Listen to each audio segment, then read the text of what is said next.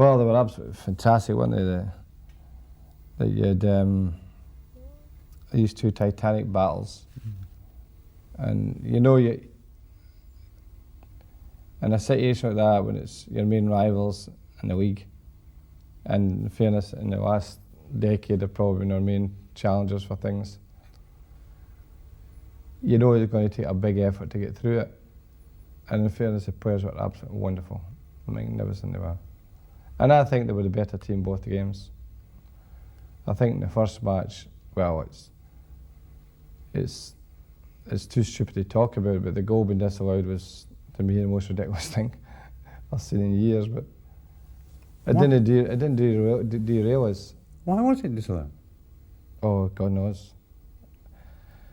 The match official came up with some convoluted idea of getting out it, which I couldn't quite understand. But anyway, these things happen in football. We all make mistakes. I felt for the poor linesman. I thought, you know, the referees should have bailed him out, and he was left to carry the blame. But we were a better team both games. I don't think anyone could argue with that. In fact, in the second game, we should have killed them off. You know, we've missed chances in the first half and the early part of the second half. And I'm sitting saying to myself, they're not going to score. Couldn't see them scoring. But you never know in a cup tie, and you never know in a game of football. It only takes a second to score a goal. They got the break with a deflected shot off a Yap Stam from Bergkamp. And that heightened their prospects. They for 10 minutes after they got us, and they were a better team. And then the Roy Keane sending off, you know, just gave them another boost, and maybe flattened us for quite a few minutes. And when you see the replay, he actually never touched Overmars. Overmars dived. Oh, I wouldn't say dive, but you know, he hurdled, if you know what I mean. And of course, being David Ellery, Roy was sent off.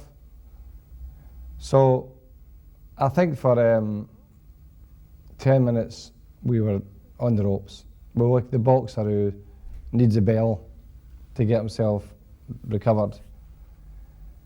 And I'm saying to myself, if we just get to the end of the game, we can reorganise and reshape our team, and we can still win this, even with 10 men.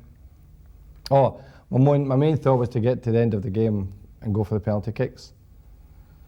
And then when they got the penalty right in the end of the game, I felt, oh, this is no fair, this is real kick in the teeth, this. But Peter brought off a marvellous save, and we spoke about before the game that was the side to go to, Bergkamp. So he was ready, he was prepared. He prepared himself for that. So once we got to the end of the game and going into extra time, I felt we could get through the next 30 minutes and go into the penalty kicks. It was always going to be hard with just the lone striker up and putting a four in the middle of the park to combat their four. But you felt that, and I'd brought Ryan Giggs on it, and I said to Ryan, you know, make sure you run at them. Give your players a break. If you keep running at them, you know, it keeps the ball up there. And of course, did he run at them? Dear me. What about that goal? Well, I think in the context of the game and the importance of the game being a semi-final, it has to be one of the best cup goals of all time. I mean, you get the benefit of television nowadays, but I searched my mind and I don't have a great knowledge of the FA Cup when I was a boy, other than cup finals, or maybe seen the path in news. But I can't think of a goal that beats it. Maybe Stanley Matthews making a goal in the cup final of '53 when he beat 2 or 3 men, cut it back for, I think it was Perry that scored. But I can't, honestly, I'm stretching my mind to think of a better goal. At what point did you see it being a goal? I didn't see, honestly, I couldn't see it being a goal. I just kept saying, go on, run. I mean, actually the whole bench were up. Go on, Ryan, go on, Ryan. And once you get in the penalty box, you hope, you know, you say, oh, you've done the hard bit. You're beating for him. And he shot when it was amazing.